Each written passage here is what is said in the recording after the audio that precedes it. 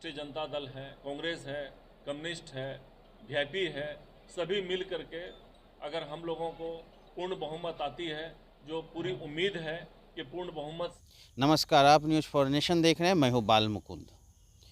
आज भागलपुर के एक निज होटल में कांग्रेस पार्टी के द्वारा एक प्रेस वार्ता रखा गया, जिसमें कहलगांव के विधानसभा भावी प्रत्याशी कलामुद्दीन के द्वारा चुनाव आयोग पर गंभीर आरोप लगाया है। उनके द्वारा बताया गया कि 45,000 वोटर का नाम कहलगांव विधानसभा क्षेत्र से कट गया है। यह बहुत बड़ी बात है।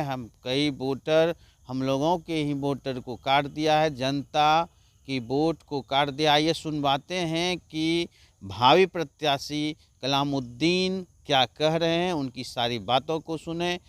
और जो हम लोग प्रेस कॉन्फ्रेंस बुलाए हैं, उसका एक ही मकसद, एक ही उद्देश्य है कि चुनाव आयोग जो है वो वोटों की चोरी कर रही है, और वो किनके इशारे पर कर रही है ये भली भांति हम लोग जानते हैं।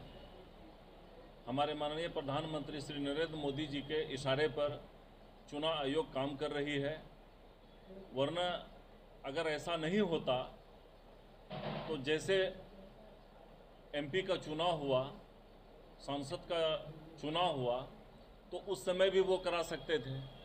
लेकिन आज विधानसभा का चुनाव है और इस बीच में वो कराना चाह रहे हैं, तो इसका मतलब है, साफ साफ ये मतलब है कि वो लोगों को अभी हम लोगों के बिहार में बारिश के वजह से बाढ़ आई है, उसमें त्राहिमाम मचा हुआ है, लेकिन अब लोग अपना पेपर देंगे या फिर अपने घर को बचाएंगे, अपने बाल बच्चे को बचाएंगे, मवेशी को बचाएंगे, कि वो अपना पेपर सबमिट करेंगे। अभी कहलगांव विधानसभा की बात अगर मैं करूं तो वहां पर लगभग 40,000 से ज़्यादा लोगों का नाम कट गया है। इस तरह से 2,40,000 से ज़्यादा भागलपुर लोकसभा में विभिन्न विधानसभा के क्षेत्रों में नाम काटा गया है। कहीं विधानसभा 45,000, कहीं 40,000, कहीं 50,000, इस तरह से नाम काटा गया है। जो पूरे बिहार की यही स्थिति है। छुपे रुस्तम होकर के पिछले दरवाजे से आकर के ये एनआरसी लागू किया जा रहा है, तो हम लोग उसका डट करके मुकाबला करेंगे। और हम लोग, राहुल जी पटना आए, तेजस्वी जी विपक्ष के प्रतिपक्ष के नेता माननीय तेजस्वी जी साथ में थे, हम लोग मिल करके उनका मुकाबला किए, जिसके वजह से बहुत ज़्यादा नाम काटा गया था, तो फिर उसको सुधार करके इतना किया गया। मैं चुनाव आयोग के तरफ इशारा करना चाहता हूं कि वो आखिर बताएं ये फिर कैसे सुधार हो गया। क्या ये पॉसिबल है इतना जल्दी सुधार करने का? अगर वो करते हैं तो इससे साफ मंशा जाहिर है कि एसआईआर के माध्यम से हम लोगों के ऊपर ये थोपा जा रहा है। क्या कहते हैं कि उसका एक बहाना है एसआईआर, एनआरसी लागू करने का एक बहाना है। यही एक मकसद है। आगामी चुनाव की क्या रणनीति है आपकी? कि हम लोग महागठबंधन की सरकार अगर बनती है, हम लोग मिला के उसमें राष्ट्रीय जनता दल है, कांग्रेस है, कम्युनिस्ट है, वीआईपी है, सभी मिल करके अगर हम लोगों को पूर्ण बहुमत आती है, जो पूरी उम्मीद है कि पूर्ण बहुमत से लगभग जो है ज़्यादा आएगा, और कम से कम तो 150 पौने 200 सीट आने की उम्मीद है। और अगर सीट आ जाती है तो हम लोग 5 काम करेंगे, और वो 5 काम क्या है?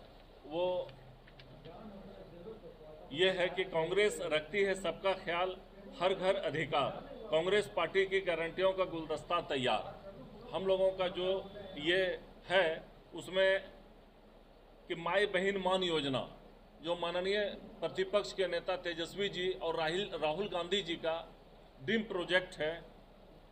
अगर हमारी सरकार बनती है तो प्रत्येक 18 से 60 वर्ष के महिला को 2,500 रुपया प्रत्येक माह सम्मान राशि के रूप में दिया जाएगा। दूसरा है वृद्धा अवस्था पेंशन।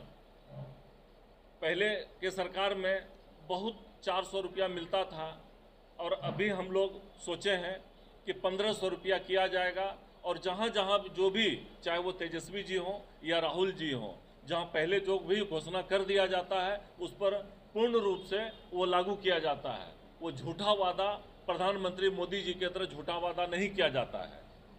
उसके बाद हर घर 200 यूनिट बिजली फ्री दिया जाएगा। अगर महागठबंधन की सरकार बनती है और हर घर 5 लाख रुपया इलाज के जगह पे जो दिया जाता था, अब 25 लाख रुपया दिया जाएगा मुफ्त में। ये 5 एजेंडा है आपका। जी, और प्रत्येक भूमिहीन परिवार को 5 डिसमिल जमीन दी जाएगी और उसको धरातल पर हम लोग उतारने का काम करेंगे। आप कहाँ से चुनाव लड़ेंगे? मैं कहलगांव विधानसभा से चुनाव लड़ने की तैयारी में हूँ। पूरा मैं तैयारी कर रहा हूँ और मैं रजिस्ट्रेशन भी करा दिया हूँ कांग्रेस पार्टी से। मेरा नाम मोहम्मद कलामुद्दीन हुआ। मैं कांग्रेस पार्टी में महासचिव भी था, प्रखंड अध्यक्ष भी था, मैं पूर्व मुखिया भी रह चुका हूँ।